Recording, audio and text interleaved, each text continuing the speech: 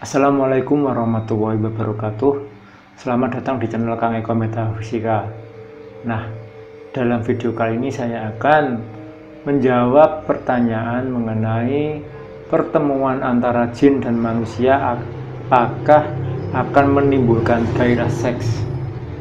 Dan saya akan menjawab pertanyaan itu dengan melalui video suara saya ini. Nah, di video-video saya sebelumnya sudah saya sebutkan bahwa pertemuan antara jin dengan manusia itu bersifat rahasia. Tak ada pihak lain yang melihatnya. Suasananya sepi dan orang-orang di sekitar sudah tertidur. Lantas pertemuan umumnya terjadi di malam hari. Apakah suasana ini tidak menimbulkan gairah seks? Terlebih jika pertemuan itu antara dua makhluk yang berjenis kelamin berbeda.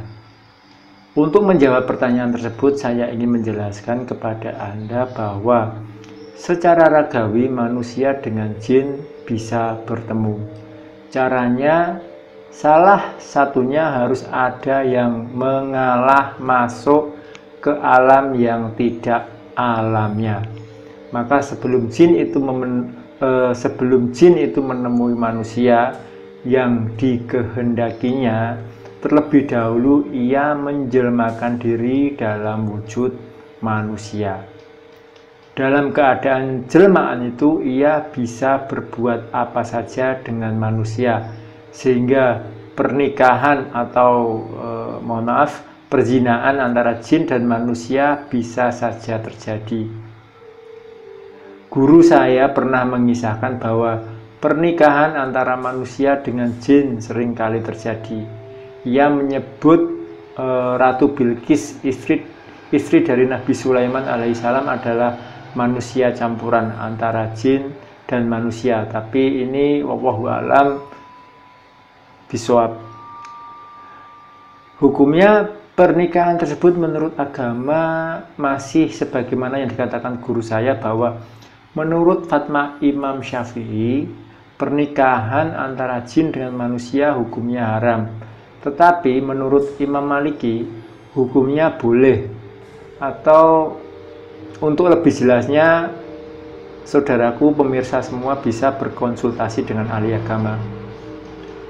Kisah tentang penjelmaan jin menjadi manusia banyak kita temui baik dalam hadis-hadis maupun kisah dari kitab-kitab klasik.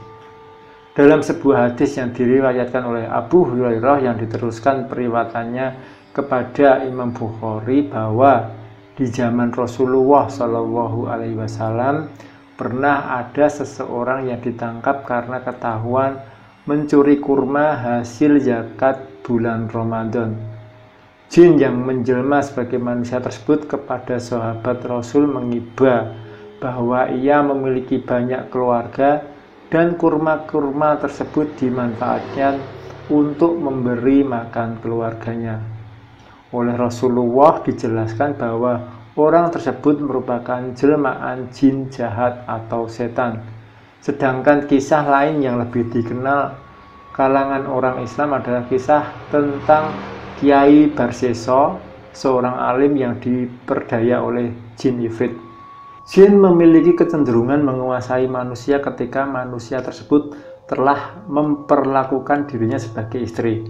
Mengapa demikian? Karena bangsa jin merasa bahwa menjadi istri dari manusia adalah kehormatan yang amat sangat besar. Manusia dianggapnya lebih mulia dari segi derajat, sehingga berhasil menjadikan sebagai seorang suami berarti meningkatkan taraf sosialnya di antara bangsa jin. Nah, sejauh ini saya masih terus melacak bagaimana proses pernikahan antara jin dengan manusia. Orang-orang yang memiliki jin cenderung tertutup manakala pertanyaan sudah menyangkut hal tersebut. Mereka itu seakan memiliki batas-batas tersendiri. Kisah mana yang bisa dibeberkan dan kisah mana yang wajib untuk disimpan. Demikian cerita saya untuk menjawab mengenai pertanyaan pertemuan antara jin dan manusia apakah menimbulkan gairah seks atau tidak. Demikian dulu yang bisa saya sampaikan kepada para penggemar channel Kang Eko Metafisika. Semoga cerita ini memberikan gambaran lain atau memberikan gambaran-gambaran baru terkait fenomena alam jin, khususnya cerita-cerita tentang alam jin itu pada umumnya. Nah, demikian yang bisa saya sampaikan. Semoga memberikan manfaat, dan Assalamualaikum warahmatullahi wabarakatuh. Salam metafisika.